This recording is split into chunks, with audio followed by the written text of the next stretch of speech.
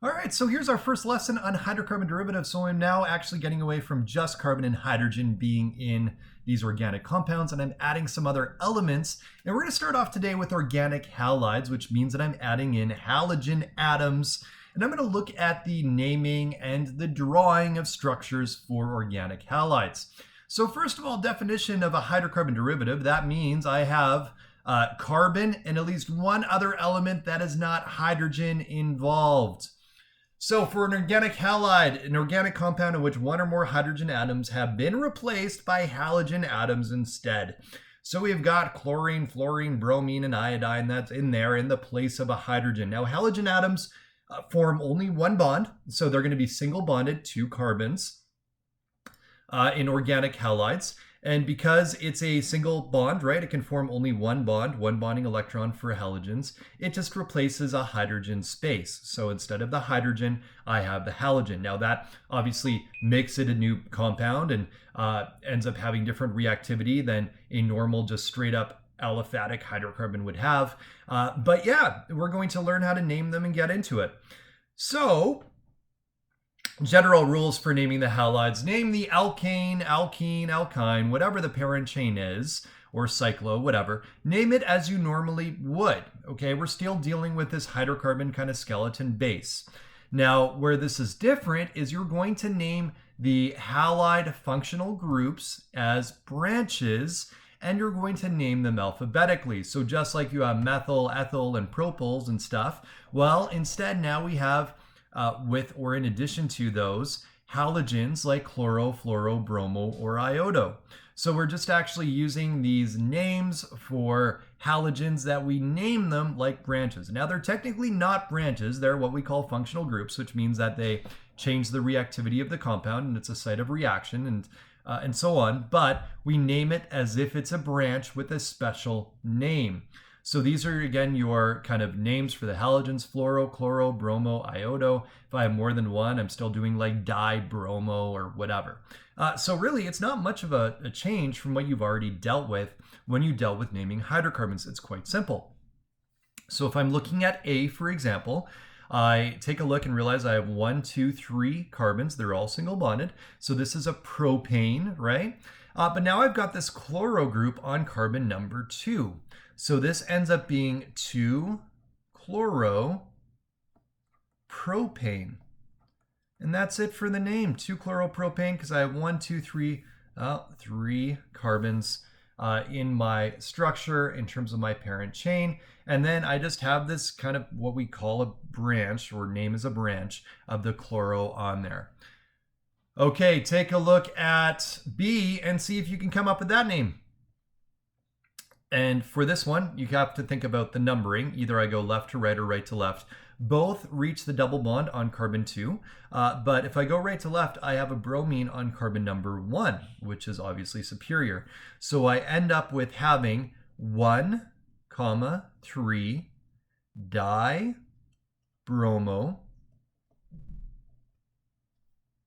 bute 2-ene. So 1,3-dibromo bute-2-ene for this name. Now we're going to get crazy into a bunch of different halogen atoms on here. So this is complex. I got bromos, I got chloros, and I have iodos. Because I have both reaching it on carbon number 1, I want this to be 1 and this to be 2, because that gets me a lower total number, 1, 1, 1, 2, which would end up being 5, as opposed to 1, 2, 2, 2, which would be 7 total in terms of numbers. So I know that my base name is going to be ethane with 2 carbons.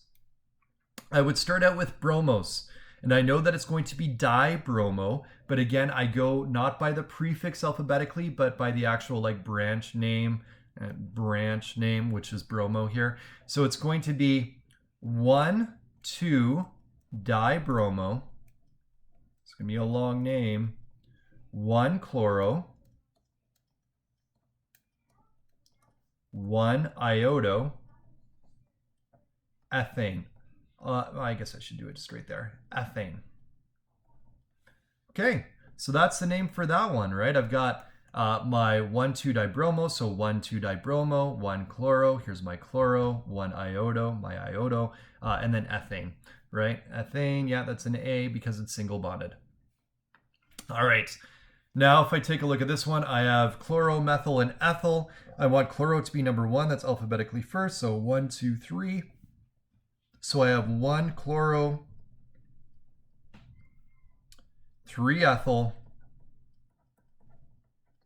2 methyl, cyclobutane. So why is it that I don't go in order here of 1, 2, 3? Well, chloro, right, is alphabetically first, then ethyl is next, and then methyl is last. So again, I put it in the name in alphabetical order. For E, this is interesting because I actually have benzene as a branch, so this is a phenyl group. When I'm numbering this, it's better for me to get to 1, 2, 3, 4, left to right instead of right to left. Right to left reaches a branch on 2 as well, but it ends up with a lower or a higher total, sorry, because I would have 2, 3, 3, which would be 8, as opposed to 2, 2, 3, which is 7. So left to right is the correct numbering. So I've got an F, I've got a P for phenyl, and then I have an M for methyl. So my fluoro is going to go first. I don't even know where to write this. I'm out of room, but let's go here. 2, that is a dash. 2 fluoro. 3 methyl. M is before P. 2 phenyl.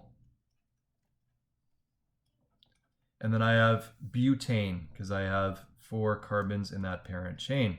So butane, 2 fluoro, 3 methyl, 2 phenyl butane. In F, I have a triple bond. So I got to be thinking about which way I got to go. And triple bonds still get priority over the, the bromines. So it's going to be 1, 2, 3, 4, 5, 6. So I have an ethyl group, and then I've got 3 bromos. So I would end up saying 4, 5, 5, tribromo,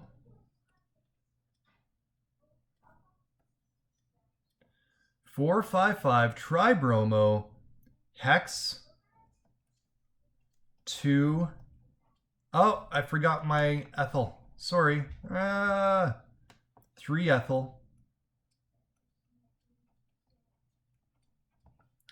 hex, 1 ine.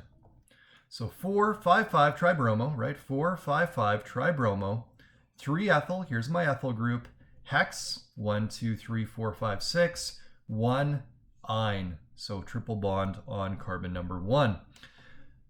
Okay, that is it for naming organic halides. Enjoy the rest of your day.